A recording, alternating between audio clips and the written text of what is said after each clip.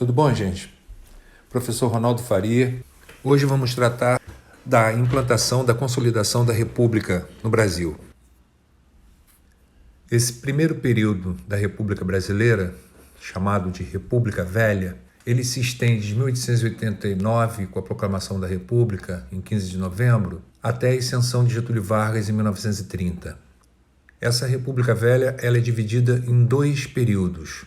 Primeira, a República Militar, chamada também de República da Espada, de 1889 a 1894, que compreende os governos dos marechais Deodoro da Fonseca e Floriano Peixoto, e posteriormente a República Oligárquica, que vai do governo do Prudente de Moraes, em 1894, até a ascensão de Vargas ao poder em 1930.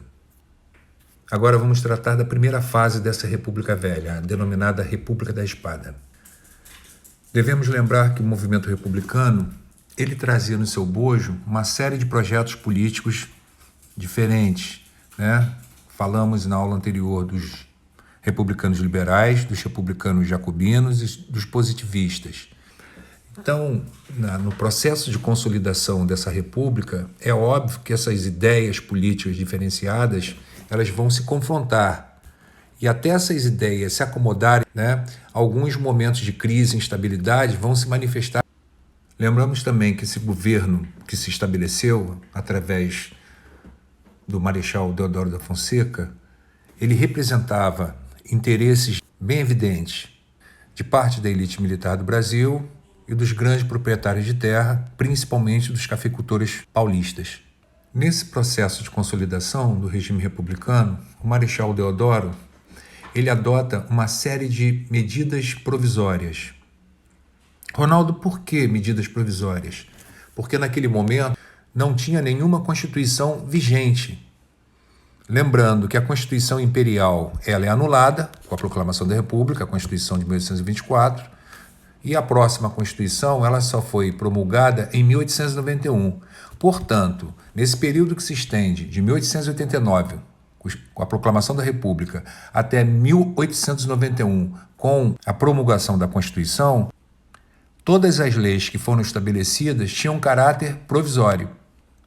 Quais são os objetivos dessas medidas? Criar condições para a passagem de um modelo imperial para um modelo republicano de governo.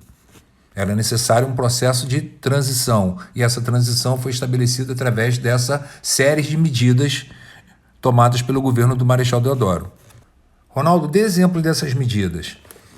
Podemos citar a separação entre igreja e Estado, o estabelecimento do casamento civil, o banimento da família real, ou seja, a família imperial recebeu um prazo de alguns dias para se transladar do Brasil. Foi concedida uma grande naturalização de estrangeiros, lembrando que os imigrantes que haviam chegado naquele momento de expansão cafeira precisavam ter condições de cidadania. Outra medida adotada foi o federalismo, maior autonomia política, né? Teoricamente, as províncias que passaram a ser denominadas de estados teriam mais poder, adquirindo as prerrogativas de construir forças militares e estabelecer impostos. Mas, na prática, esse federalismo será objeto de uma grande discussão, de um grande debate que, de uma certa maneira, se estende até os dias de hoje.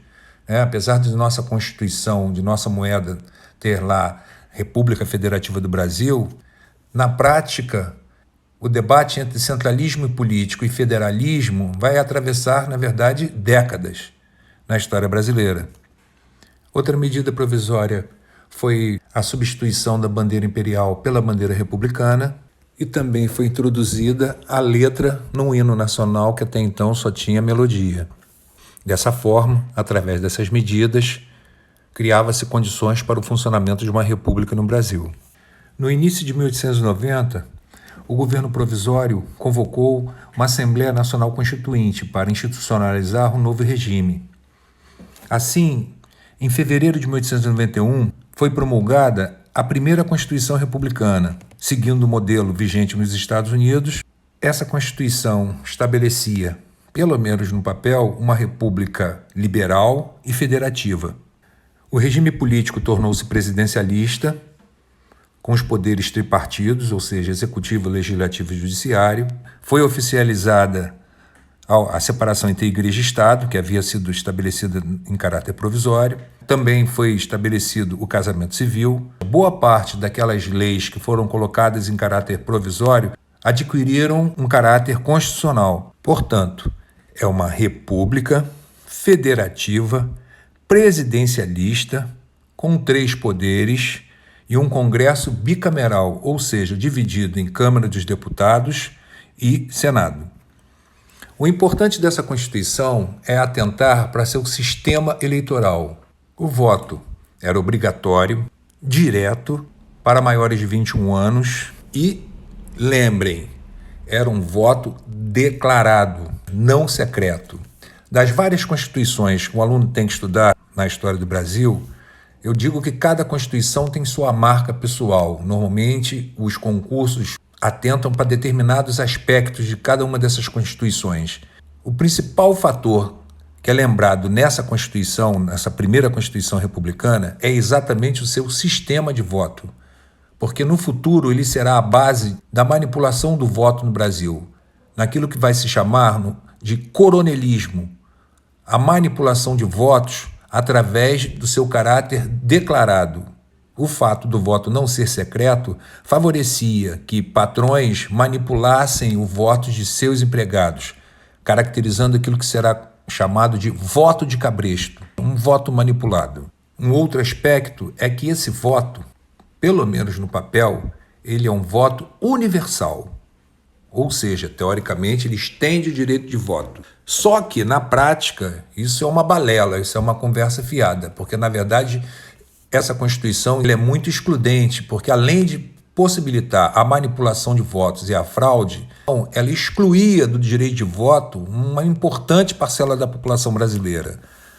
Eu costumo brincar dizendo que é fácil você lembrar quem é que tem o direito de voto. E aí você lembra, tinha o direito de voto maiores de 21 anos, homens alfabetizados.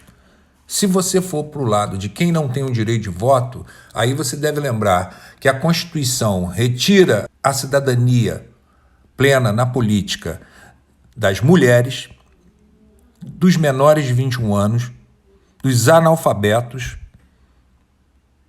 dos militares de baixa patente, dos mendigos e dos religiosos monásticos, que ficam enclausurados em monastérios.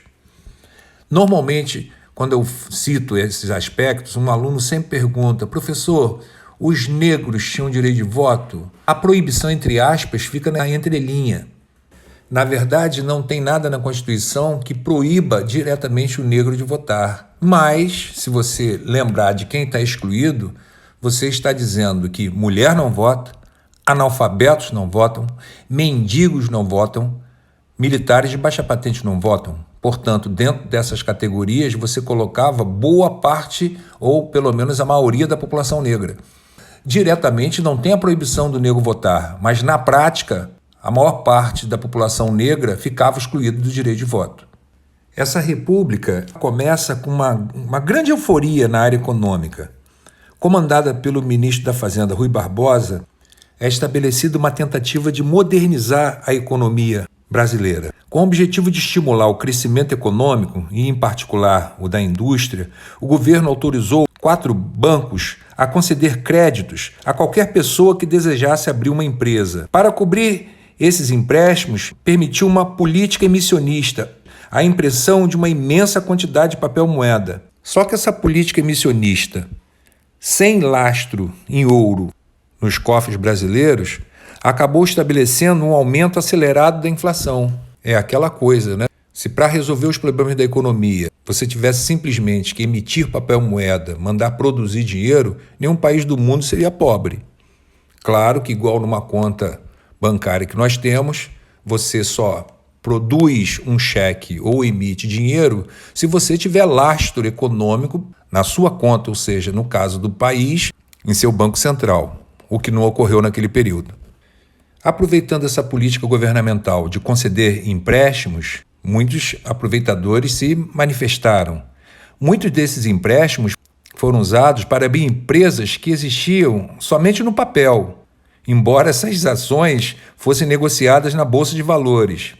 Dessa forma, muitos investidores perderam seu dinheiro, prejuízo que acabou atingindo quase toda a sociedade, com a alta da inflação, com a desvalorização da moeda e com a especulação financeira crescente. Essa tentativa modernizadora, fracassada, inábil, recebeu o nome de encilhamento. Portanto, assim como o Império Brasileiro, a República já nasceu convivendo com a famigerada crise econômica. Junto com essa crise na economia, verificava-se também uma crise na esfera política, pois naquele momento acontecia um grave conflito envolvendo o presidente militar, de um lado, e políticos liberais e imprensa, do outro. Deodoro e os militares que o apoiavam alimentavam grande desconfiança sobre os políticos. Ele pretendia aumentar as prerrogativas do poder executivo e limitar a autonomia dos estados. Por sua vez, as lideranças políticas civis que defendiam o modelo liberal e federativo queriam impedir uma ditadura militar. Em pouco tempo, o Congresso Nacional e o presidente entraram em desentendimento. Dentro desse contexto, o presidente, de forma reiterada, desrespeitava o texto da Constituição, ou seja, desrespeitava, de uma certa maneira, o poder do Congresso Nacional. Os congressistas tentam conter o ímpeto autoritário do Marechal Deodoro, exigindo que ele assine uma lei chamada de Lei de Responsabilidade, que na prática limitava o poder do presidente e exigia que ele respeitasse o texto constitucional. Essa tentativa não deu certo. Em novembro, apenas 8 meses após ser eleito, Deodoro fecha o Congresso Nacional e decreta o estado de sítio. Embora no Exército ele tivesse recebido apoio do seu grupo, os oficiais que seguiam a liderança do Floriano Peixoto, eleito vice-presidente, não apoiaram o golpe de Estado. A Marinha Armada também não concordou com a atitude autoritária do presidente. Diversas lideranças civis reagiram ao golpe. Sem apoio político, civil e militar, Deodoro da Fonseca renuncia em novembro de 1891 e no mesmo dia, Floriano Peixoto assume a presidência da República. Por ora, vamos ficar por aqui. Então, na próxima aula, falaremos das características do governo do Marechal Floriano Peixoto. Espero vocês e até lá, moçada. Um abraço a todos.